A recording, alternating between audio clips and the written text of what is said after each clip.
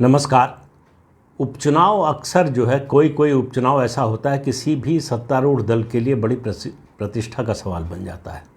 एक उपचुनाव मुझे याद आ रहा है कि वो 80 के दशक में हुआ था, गढ़वाल लोकसभा चुनाव क्षेत्र का। और उसमें हेमवती नंदन बहुगुणा जो वहाँ से चुने गए थे, कांग्रेस छोड़ा उन्होंने, इस्तीफा देकर फिर से चुनाव लड़ रहे थे। इंदिरा गांधी की पूरी सरकार यानी 6 मुख्यमंत्री, 6 राज्यों के मुख्यमंत्री और खुद इंदिरा गांधी महीने भर से ज़्यादा चुनाव प्रचार किया, फिर भी हार गए। इस तरह के उदाहरण और मिलेंगे, लेकिन इतने बड़े पैमाने पर सत्तारूढ़ दल जो है एक उपचुनाव जीतने के लिए कोशिश करे, इसके उदाहरण बहुत कम मिलते हैं। अभी जिसकी बात आज करने जा रहा हूँ वो तेलंगाना में एक विधानसभा है, मुनुगोडु। उसका उपचुनाव होने जा रहा है। 3 नवंबर को वोट पड़ेंगे, 6 को नतीजा आएगा। अब कहने को तो जो तेलंगाना राष्ट्र समिति है, जो अब भारतीय राष्ट्रीय समिति बन गई, उसका नया नाम हो गया है, उसके विधायकों की संख्या प्रचंड है। 119 के विधानसभा में 88 सीटें जीते थे। उसके बाद 12 सीटें जो है वो 12 विधायक कांग्रेस के तोड़कर शामिल कर लिए थे। तो आप इससे अंदाज़ा लगा लीजिए, उनको विधायकों की कोई कमी नहीं है, सरकार पर कोई संकट नहीं है। प्रतिष्ठा का सवाल है। और ऐसा भी नहीं है कि जिस सीट के लिए उपचुनाव हो रहा है वो तेलंगाना केसीआर की, के चंद्रशेखर राव जो मुख्यमंत्री हैं, उनकी पार्टी की बीआरएस की सीट रही हो।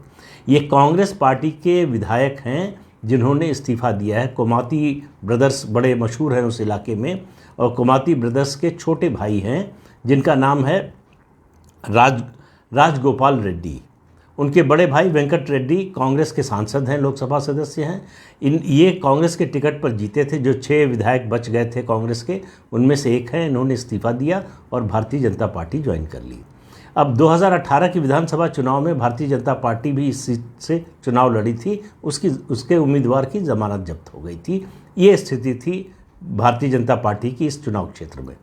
इसके बावजूद कोमाती रेड्डी और राजगोपाल रेड्डी के आते ही जिस तरह का प्रतिष्ठा का सवाल बना लिया है केसीआर ने, उसका आपको अंदाज़ा भी लगाना मुश्किल होगा। और उसकी वजह भी बताता हूँ। क्या किया है केसीआर ने, अपने 86 एमएलएस की ड्यूटी लगाई है इस एक विधानसभा सीट पर। उनके सारे मंत्री यहाँ पर कैंपेन कर रहे हैं, यहाँ पर डेरा डाले हुए हैं।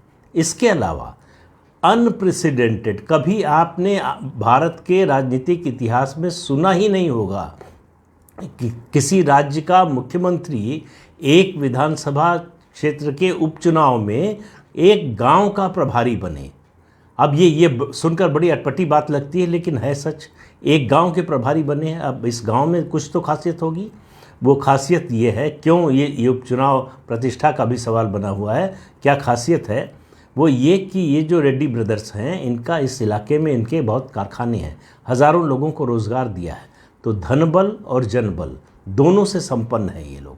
तो उसमें कहीं कोई कमी नहीं है, वो सरकार के संसाधनों को मैच कर सकते हैं। उसके अलावा ये गांव इन रेड्डी ब्रदर्स का गांव है जिसका प्रभार लिया है के चंद्रशेखर राव ने मुख्यमंत्री के रूप में। वहाँ कैंपेन कर रहे हैं और पूरी सरकार जो है लगी हुई है, सारा जो है सरकारी अमला लगा हुआ है। किसी भी हालत में ये उपचुनाव जीतना है। बीजेपी भी इसको प्रतिष्ठा का सवाल बना रही है। बीजेपी ने न केवल उम्मीदवार अच्छा उतारा है जो कि इस इलाके का प्रतिष्ठित परिवार है और उनका राजनीतिक रसूख है इस इलाके में, उसके अलावा बीजेपी के सारे प्रदेश के पदाधिकारी इस चुनाव क्षेत्र में कैंप कर रहे हैं। बीजेपी के केंद्र सरकार के मंत्री लगातार दौरे कर रहे हैं और प्रदेश के जो अध्यक्ष हैं उनसे लेकर सारे पदाधिकारी वहां मौजूद हैं ही। उसके अलावा बाहर से लोग बुलाए जा रहे हैं। तो बीजेपी और टीआरएस का जो 2023 विधानसभा में टकराव होने वाला है, जो कि दिखाई दे रहा है कि दोनों पार्टियों में सीधे लड़ाई होगी, उसका एक नमूना, एक मिनी जो है वो लड़ाई आपको इस विधानसभा उपचुनाव में देखने को मिलेगी। और इस विधानसभा उपचुनाव से आगे की राजनीति तेलंगाना की तय होगी। अभी 11 दिन पहले जो है वो केसीआर ने अपनी पार्टी को राष्ट्रीय पार्टी घोषित किया। उसका नाम तेलंगाना राष्ट्र समिति से बदलकर भारत राष्ट्र समिति कर दिया। उसके बाद ये चुनाव हो रहा है। तो कहाँ उनकी राष्ट्रीय महत्वाकांक्षा, कहाँ एक विधानसभा सीट को प्रतिष्ठा का सवाल बनाकर अगर हार गए तो ये केसीआर के लिए बहुत बड़ा सेटबैक होगा और बीजेपी के लिए ये सबक होगा कि अभी बहुत मेहनत बाकी है। तो देखिए क्या नतीजा आता है। ज़्यादा दिन बचे नहीं हैं। हाँ, कांग्रेस का भी जिक्र करना ज़रूरी है। कांग्रेस का भी कैंडिडेट है, लेकिन थोड़ा दुखी है क्योंकि जिस दौरान ये चुनाव प्रचार चलेगा उसी दौरान राहुल गांधी की भारत जोड़ो यात्रा इधर से गुजरेगी और उसको उम्मीदवार को डर ये है कि सारे पार्टी के जो नेता हैं वो चले जाएंगे उधर यात्रा में शामिल होने के लिए, उसके चुनाव प्रचार के लिए कोई बचेगा नहीं। तो कांग्रेस की हालत तो पूरे देश में है। लेकिन आज के अंक में इतना ही। अगले अंक में फिर मिलेंगे किसी नए मुद्दे के साथ। तब तक के लिए नमस्कार।